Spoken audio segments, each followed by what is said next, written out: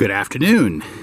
It is Monday, September 4th, 2023. This is Jason Horak reporting on the ongoing adventures of the Dodge Daytona electric vehicle. Well, the car is ready to ship out to Missouri today for the 2023 Electric Vehicle Converters Convention in Cape Girardeau, Missouri. And I just wanted to do a run through of what the car looks like prior to shipping. For one, just in case it gets mangled during the shipment process, but also because I kind of wanted to go over all the stuff that we did this summer and getting the car ready. So probably as good a place to start as any would be the wheels.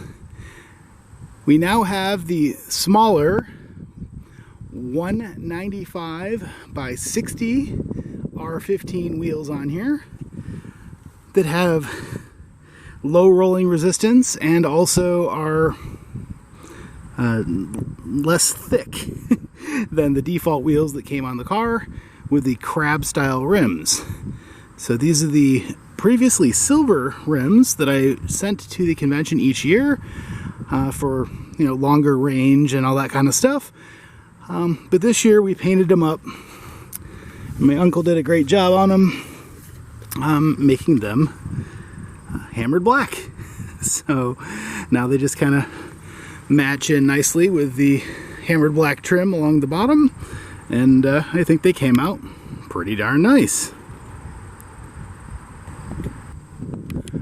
The next major change was the Soliton 1, the new one that I got from the guy down in North Carolina. I believe his name was John. It's working great. I tested it out in the car, and it's so far so good. I know there's a lot of wind noise, so I'm trying to speak over it. Hopefully it'll work. But as you can see, this new Soliton 1 is in there. Or rather, the new to me Soliton 1. And it's been working pretty good. I do have it hooked up to the Ethernet cable. And, it'll probably get wet and stuff, but I need to be able to track what's going on with it. So that's all wired in and ready to go.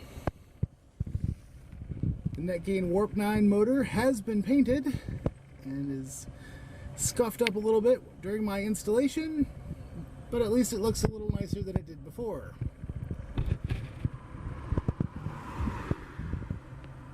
And of course we have the new drive CV drive axle deal there that the shop installed on the driver's side, and yeah, everything else is looking pretty good. We have all the stainless steel hardware everywhere that I possibly could, and repainted this front member, that kind of thing. So all of this work on the underside of the car has been done.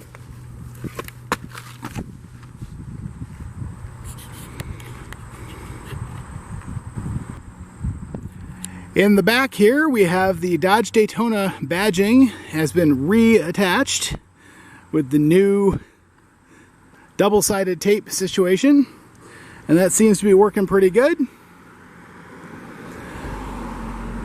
I didn't get it exactly even. If you can tell on the right-hand side, it's a little bit ski jaw, but I was kind of pressed for time, and I'm not really an artist, so there it is. Anyway, also, as shown in previous video, the car has new shocks in the back, and the shop did a really good job rebuilding the rear brake calipers. So those calipers were unobtainium. Can't find new ones, so we had to rebuild the old ones, and they did a good job with that. So the car now brakes very well, and seems to be working just fine. Also, you can see that I have the cargo cover reinstalled. So this is just kind of like a shade sort of deal that they shipped on these cars originally to keep the cargo from being visible as people were hauling their groceries and stuff.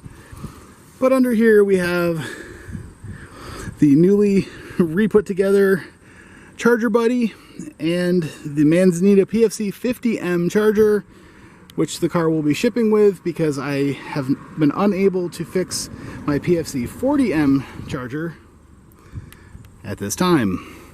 We also have the giant charge cable that's new, at least it is new for going to the convention. And we have the EVTV Motorworks bag in here, which contains my multimeter and a temperature sensor, that kind of thing. One of those little handheld temperature gun deals. But yeah, so anyway, that's all the stuff that'll be, kind of out of sight, out of mind in the rear cargo trunk here. And yeah.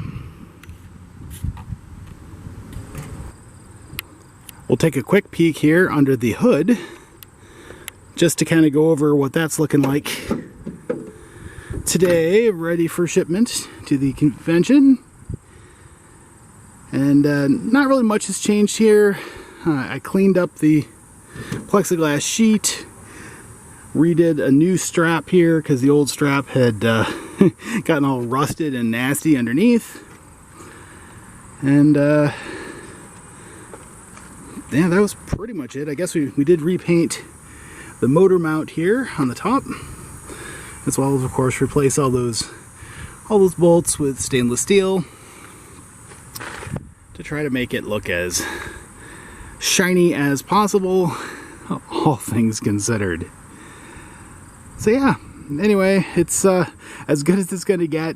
I'm kind of at my limit as far as making things look nice and tidy and fixing on cars in general. So anyway, we'll get her shipped out here and hopefully it will arrive in one piece. Fingers crossed. Lastly, I want to go over the changes that we made inside the car. Specifically drawing your attention to this trim piece here, which we had painted with the hammered black and attempted to glue. The glue didn't hold really good, but what are you going to do? As well as the trim pieces on the T-tops. So these pieces right here are also hammered black. You can kind of see the one on the other side better probably from this angle. As well as those little pieces right in front of the T-tops, which again have been glued and painted hammered black. So like that one there. Also, you may have noticed the parking brake release lever is all shiny and hammered black. This originally was deep maroon from the other electric car. And the steering column itself has also been repainted hammered black. So I think that came out looking pretty good, all things considered. Did a new piece of foam right here, also painted hammered black. I kind of fixed up the turn signal lever with some electrical tape and stuff to make it work. So yeah, anyway, it's just all those little things that take so much time, but at least they're all done and the car seems to be pretty much ready to go. It's fully drivable at this point and fully shippable. So fun, fun, fun.